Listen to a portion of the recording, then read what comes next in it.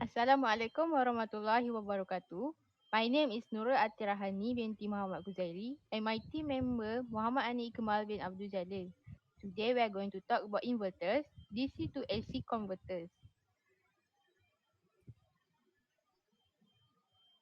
Inverter converts DC power into AC power at a desired output voltage or current and frequency.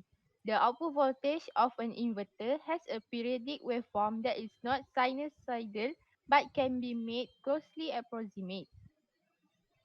These are some of the applications that use DC to AC converters. First, speed control of induction motor. Second, heating control. Third, aircraft power supplies. Force and high voltage DC transmission. This is the basic inverter operation. This is the basic circuit for generating a single phase AC voltage from a DC supply. The circuit contains four switches are turned on and off in diagonal pairs. So either switch S1 and S4 are close together or S2 and S3 are closed. This switching action produces a simple AC square waveform as shown. The frequency of this generated AC voltage is determined by the switching rate. If the switching period is T seconds, the frequency is F equal to 1 over T Hz.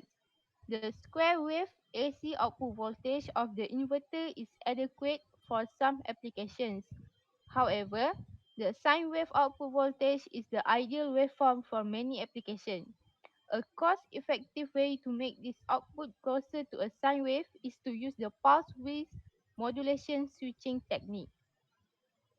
So next, Okay, for the next part is H bridge inverter or half bridge inverter. So next. So what is half bridge inverter?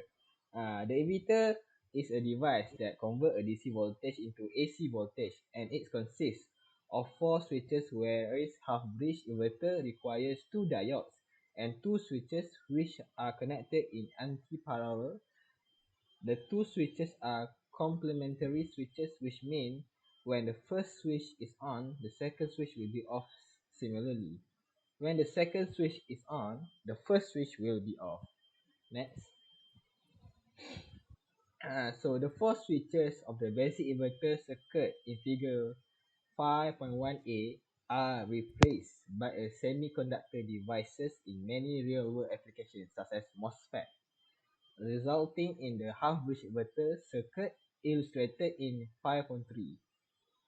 Freewheeling diodes D1 to D4 provide an alternative current route if the load is inductive. The average output voltage V0 for the square wave defined over half cycle is voltage output bracket average equal to voltage supply D.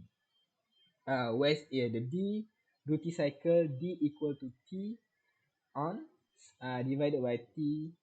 The RMS value of the square wave is uh, voltage output 9 uh, in bracket RMS equal to 2D at Vs, and also D equal to T divided by T. Next. So the next one is the half bridge inverter with the resistive load. An inverter circuit's AC output voltage can be regulated by employing a third switching state in which the output voltage is zero. Figure 5.4 shows the output waveform, which is a step wave.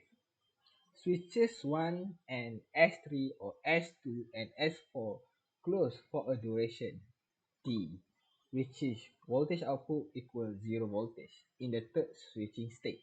Figure 5.4 shows the switching sequence in a table. It's worth noting that this waveform resembles a sine wave signal in appearance. The average value of state wave or quasi-square output voltage is voltage output bracket average equal to voltage supply in bracket 1 minus 2D divided by T. And the RMS value of the state wave output voltage is voltage output in bracket RMS equal voltage output in a 1 minus 2D divided by T. So next, so that's all from us. Thank you.